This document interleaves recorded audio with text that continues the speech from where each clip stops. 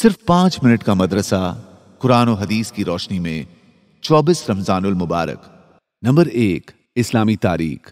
زمزم کا چشمہ۔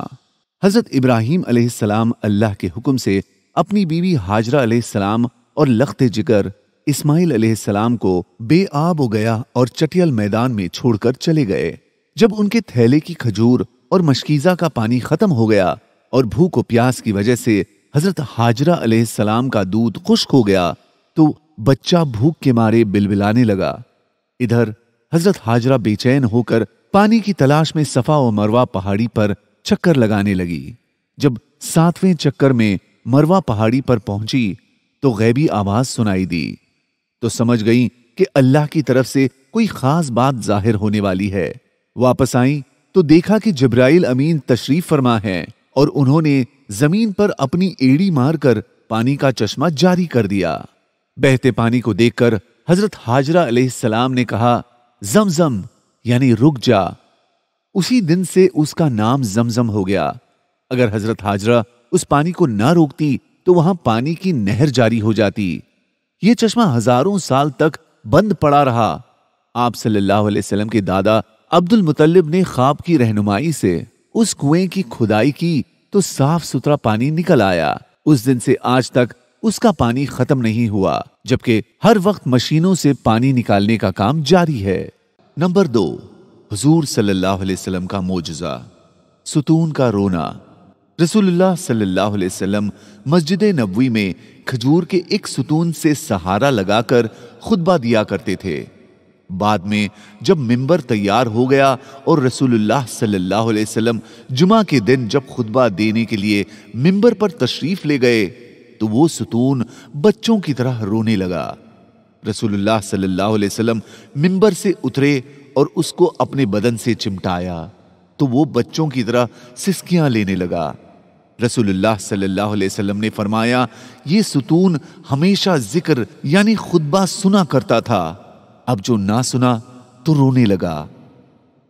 نمبر 3، ایک فرض کے بارے میں، میت کے ترکے سے تجہیز و تکفین۔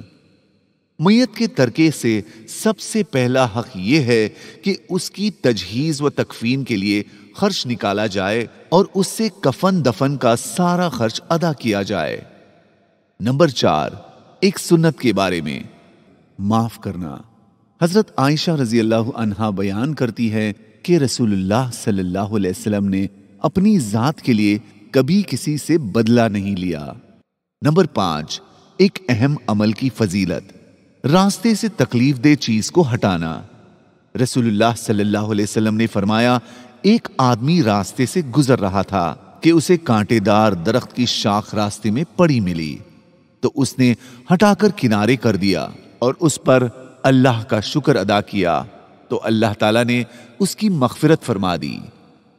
نمبر 6، ایک گناہ کے بارے میں، کسی کی بات کو چھپ کر سننا۔ رسول اللہ صلی اللہ علیہ وسلم نے فرمایا، جس نے دوسروں کی کوئی ایسی بات چھپ کر سنی جس کو وہ اس سے چھپانا چاہتے تھے تو قیامت کے دن ایسے شخص کے کان میں سیسا پگھلا کر ڈالا جائے گا۔ نمبر 7، دنیا کے بارے میں، توکل کی ہدایت۔ رسول اللہ صلی اللہ علیہ وسلم نے فرمایا، بلا شبہ انسان کے دل کے لیے ہر جنگل میں ایک شاخ اور ایک گوشہ ہے، یعنی انسان کے دل میں رزق کے اسباب و ذرائع اور اس کے حصول کے تعلق سے طرح طرح کی فکریں اور غم ہیں۔ لہذا جس شخص نے اپنے دل کو ان شاخوں کی طرف متوجہ رکھا، یعنی ہر قسم کی فکروں میں مشغول رہا، تو اللہ تعالیٰ اس کی کوئی پرواہ نہیں کرتا۔ جس جنگل میں چاہے اسے ہلاک کر دے، اور جس نے اللہ تعالیٰ پر توکل کیا اور اپنے کاموں کو اس کے حوالے کر دیا تو اللہ تعالیٰ اس کے تمام کاموں کو درست کر دیتا ہے۔ نمبر 8، آخرت کے بارے میں، جنت کا ایک غوطہ۔ رسول اللہ صلی اللہ علیہ وسلم نے فرمایا، اہل جنت میں سے اس آدمی کو لایا جائے گا جو دنیا میں سب سے زیادہ دکھی ہوگا، پھر اسے جنت میں ایک غوطہ دے کر پوچھا جائے گا، اے آدم کے بیٹے، کیا تو نے کوئی تکلیف بھی دیکھی؟ کیا تجھ پر کوئی سختی بھی گزری؟ وہ عرض کرے گا، اے میرے پروردگار، अल्लाह की कसम नहीं, कभी कोई तकलीफ मेरे पास से नहीं गुजरी और ना ही मैंने कभी कोई शिद्दत और सख्ती देखी। नंबर 9, तिब्बे नबवी से इलाज, पागलपन का इलाज।